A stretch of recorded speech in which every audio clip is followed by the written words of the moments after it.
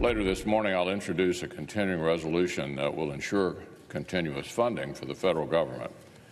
The measure will provide the resources necessary to continue normal operations through February the 8th. Mitch McConnell, a moment ago on the Senate floor, introducing a short-term spending bill only 2 days ago to avoid that partial government shutdown. It appears Republicans may have gotten President Trump to come around to a compromise. Our headliner today, House Majority Whip Steve Scalise. How you doing, sir? Back there in Louisiana. Thank you for spending part of your day with us here today. What do you make of the news? They going to get this Bill done? and Julie, hey, good to be with y'all. Obviously, the Senate and the House have been working with President Trump to make sure that we pass a bill that he supports, that gives him the tools he needs to continue building wall. Obviously, there's a lot more that needs to be done.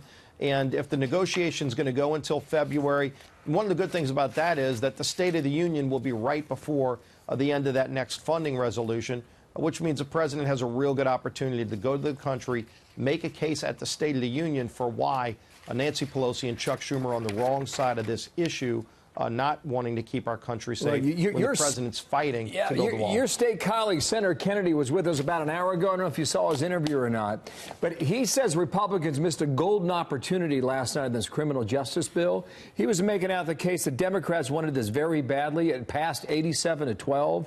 All 12 votes in the nay section were Republicans. And you could have, well, I'll let Senator Kennedy make the point here. Watch. I don't think we're going to get the money for the border wall because I think Mrs. Pelosi is not going to give an inch because she wants to be the next speaker, and the new House of Representatives is going to be a lot more liberal than before, and they're not going to let her be speaker. I think we missed an opportunity here. Yeah, he went on to say that you had Democrats where you wanted them, and you could have gone ahead and negotiated with them over this border wall. Why did that not happen? Well, what he's talking about is what happened in the Senate or what shouldn't have happened in the Senate. I'm in the House. There's a lot of things I disagree with the Senate on in terms of the way that they operate. What we are focused on in the House is working with the president to get him the tools that he needs. And look, I mean, one of the things that President Trump said in that meeting last week, he acknowledged that Nancy Pelosi was having trouble getting the votes to become speaker. He even offered to help her to get there. But he also knows that after that vote for speaker, there is going to be a better ability for him to negotiate. And this gives him another chance to go in the State of the Union address and make that case to the entire country. You know, you just heard Senator Kennedy there talking about the wall and Pelosi, but he also mentioned that walls work. The president today tweeted the following on border funding. In our country, so much money has been poured down the drain for so many years. But when it comes to border security in the military, the Democrats fight to the death. We won on the military, which is being completely rebuilt. One way or the other, we will win on the wall.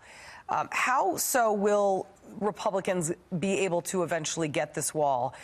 They say inadvertently Mexico would pay for it through NAFTA. What do you say to that?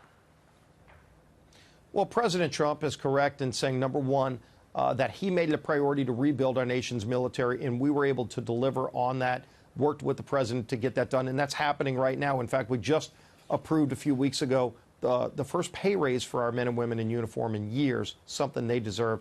President Trump signed that into law. And so now what he's saying is that Mexico will pay for the wall through the newly renegotiated NAFTA, which, you know, is dealing with Mexico and Canada.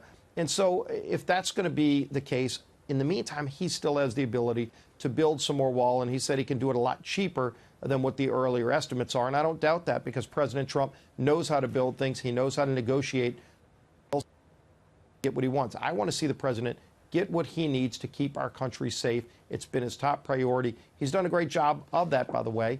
If you look at what he's doing, just making a statement with this caravan.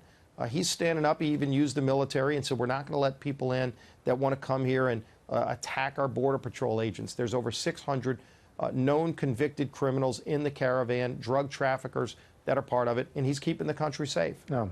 Paul Ryan has a farewell address in about 2.5 hours from now. Longtime colleague of yours, 20 years in Washington. What's his legacy as he says goodbye? Paul Ryan's biggest legacy as Speaker, of course, is going to be the Tax Cuts and Jobs Act. And, you know, we worked very closely with the president. But this was something that Paul made as a signature of his time in Congress. From when he came to Congress, he wanted to reform our nation's tax code. and we were able to do it. And look at what it's doing to get our economy back on track. You know, one of the other things that Paul did is start to finally create an ability for people to talk about reforming these broken mandatory spending programs. And look at Medicare alone. Medicare is right now headed for bankruptcy in the next 8 years if nothing is done. And Paul was at least able to start a conversation and actually have votes in the House where we said we're willing to save Medicare from bankruptcy, pass a plan that will save it so that seniors are able to get that promise that was made to them. Every Democrat voted no, and what they're saying, Democrats are saying, is let Medicare go bankrupt. And Paul started the ability for people to touch what was called the third rail of politics and to finally say we can reform some of these broken programs and save them for future generations. You consider that a seniors. success? Well, I think the fact that he was able to start that conversation was really important. On the Tax Cuts and Jobs Act, that is signed into law now. First time in over 30 years that we were able to reform the tax code.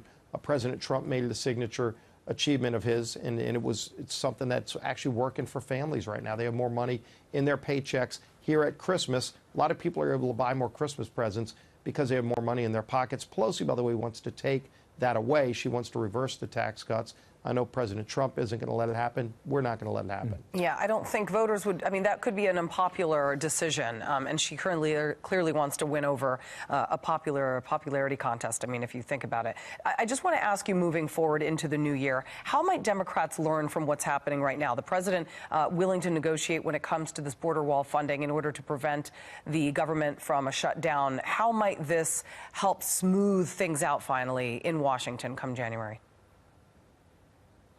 Well, first of all, President Trump is going to only support something that advances his position. You know, and he's laid out a number of things that he wants to do to keep America safe and build the wall. And we're going to continue working with him on that.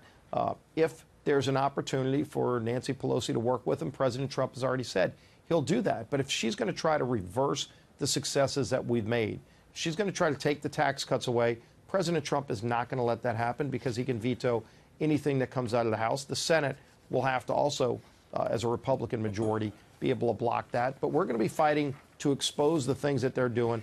And if they're going to try to move an agenda that's kind of more in line with their socialist caucus right now, they've moved so far to the left that there are socialists winning elections in Democrat primaries right now.